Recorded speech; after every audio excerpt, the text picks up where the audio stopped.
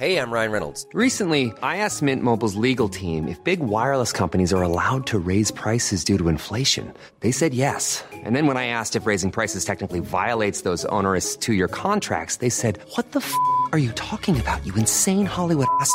So to recap, we're cutting the price of Mint Unlimited from $30 a month to just $15 a month. Give it a try at mintmobile.com/switch. $45 upfront payment equivalent to $15 per month. New customers on first 3-month plan only. Taxes and fees extra. Speed slower above 40 GB. See details. Bonjour, ici Patrick Pierrat, éditeur d'InfoBref. Voici l'essentiel des nouvelles en ce jeudi 28 novembre. Québec autorise la première phase d'un méga projet éolien. Le gouvernement a donné son feu vert à l'installation d'une 50aine d'éoliennes sur des terres privées près du Mont-Sainte-Anne, dans la région de la capitale nationale. Le producteur québécois d'énergie renouvelable Boralex prévoit à terme d'y construire le plus important parc éolien canadien. Ce parc compterait 365 éoliennes. Il aurait une capacité potentielle de plus de 1500 MW.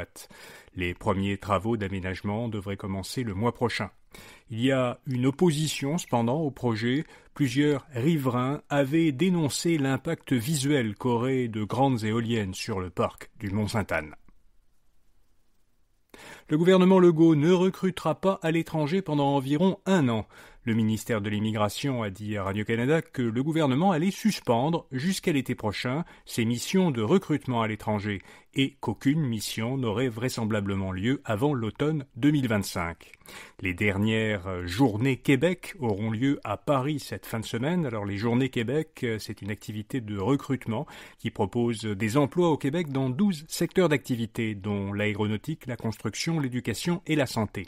Ce type d'activité avait notamment permis ces dernières années de recruter des infirmières et des enseignants pour contrer la pénurie de main-d'œuvre. Le Parti québécois tente à nouveau d'accéder aux documents du camp du non avant le référendum de 1995. Le PQ a déposé un projet de loi qui autoriserait une commission parlementaire à consulter l'ensemble des documents sur le financement du camp du non lors du second référendum sur la souveraineté du Québec, qui a été remporté de peu par les fédéralistes. Déjà, l'an dernier, 2 motions adoptées à l'unanimité par l'Assemblée nationale avaient demandé au directeur général des élections du Québec de déclassifier ces documents. Mais le directeur général avait refusé, au motif qu'ils contiennent des renseignements qui pourraient causer des préjudices à certaines personnes. La santé mentale des élèves du secondaire s'est détériorée. Selon une enquête de l'Institut de la statistique du Québec, entre 2011 et 2023, la proportion d'élèves qui ont un trouble mental confirmé par un professionnel de la santé est passée de 5 à 7% pour la dépression, 2 à 5% pour les troubles alimentaires, 9 à 20% pour les troubles anxieux, et 13 à 25% pour le trouble déficitaire de l'attention avec ou sans hyperactivité. Par ailleurs, beaucoup d'élèves souffrent d'éco-anxiété. En fait, 41% des élèves du secondaire en ressentent parfois, 17% en ressentent souvent et 8% toujours ou presque. En Chine, le ministre de la Défense ferait l'objet d'une enquête pour corruption.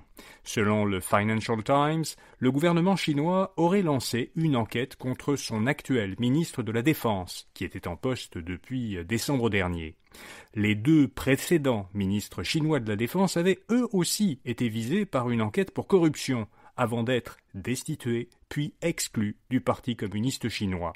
On les avait accusés alors d'avoir accordé des faveurs en échange d'importantes sommes d'argent. Selon les observateurs, la nouvelle enquête qui a été déclenchée contre le ministre de la Défense actuel signifierait que le président chinois Xi Jinping a élargi la vague d'enquêtes qu'il a déjà commandée depuis un certain temps sur la corruption au sein de l'armée. La majorité des entreprises québécoises redoutent les décisions de la future administration Trump. Selon un sondage mené par la Fédération des chambres de commerce du Québec auprès de ses membres, 60% d'entre eux s'attendent à être affectés négativement par les politiques de Donald Trump. L'imposition de tarifs douaniers est la mesure la plus redoutée. La Fédération avertit qu'elle risque de diminuer les exportations québécoises, dont 75% vont actuellement aux États-Unis. Les industries liées à l'aluminium, à l'aérospatial et au bois d'œuvre seraient parmi les plus touchées.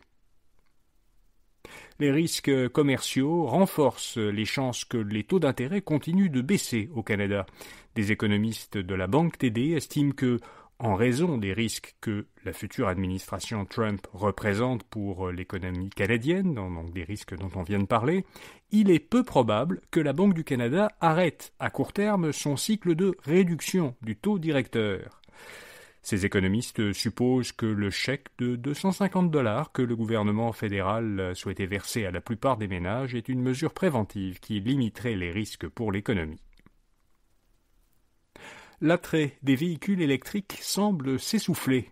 Selon un sondage du cabinet Ernst & Young, 48% des Canadiens qui ont l'intention d'acheter une voiture dans les 24 prochains mois choisiront un véhicule électrique ou hybride.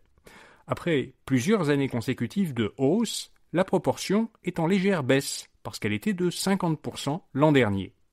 Les principales préoccupations qui freinent l'achat d'un véhicule électrique sont les coûts d'installation des bornes de recharge résidentielles, les coûts de recharge, l'autonomie limitée des véhicules et aussi le prix des véhicules et de ses composants. La majorité des publications sur LinkedIn sont désormais écrites par une IA. Selon une analyse de la société technologique ontarienne Originality AI, plus de la moitié des publications d'au moins 100 mots en anglais publiées sur le réseau professionnel LinkedIn auraient été rédigées par une intelligence artificielle. La quantité de contenu écrit par une IA sur LinkedIn a presque triplé l'an dernier, selon l'analyse. Cette forte augmentation coïncide avec la mise en service il y a un an de plusieurs outils d'intelligence artificielle pour les utilisateurs de la version payante Premium de LinkedIn. Et puis la start-up montréalaise Nuro a levé $1,5 million pour exporter son système d'IA aux États-Unis. Ce tour de financement a été mené par Investissement Québec. Le financement doit permettre à Nuro de lancer aux États-Unis son e-coach, un assistant d'intelligence artificielle qui informe sur demande les gestionnaires au sujet des meilleures pratiques de gestion humaine. Nous avons très récemment publié dans InfoBref un portrait de cette start-up. Vous trouverez le lien dans les notes de cet épisode. Voilà, vous savez l'essentiel. Bonne journée et à demain matin. When it comes to weight loss, no two people are the same. That's why Noom builds personalized plans based on your unique psychology and biology. Take Brittany. After years of unsustainable diets, Noom helped her lose 20 pounds and keep it off. I was definitely in a yo-yo cycle for years of just losing weight, gaining weight, and it was exhausting. And Stephanie. She's a former D1 athlete who knew she couldn't outtrain her diet, and she lost 38 pounds. My relationship to food before Noom was never consistent. And Evan, he can't stand salads, but he still lost 50 pounds with Noom. I never really was a salad guy. That's just not who I am. Even through the pickiness, Noom taught me that building better habits builds a healthier lifestyle. I'm not doing this to get to a number. I'm doing this to feel better. Get your personalized plan today at Noom.com. Real Noom users compensated to provide their story. In 4 weeks, the typical Noom user can expect to lose 1 to 2 pounds per week. Individual results may vary.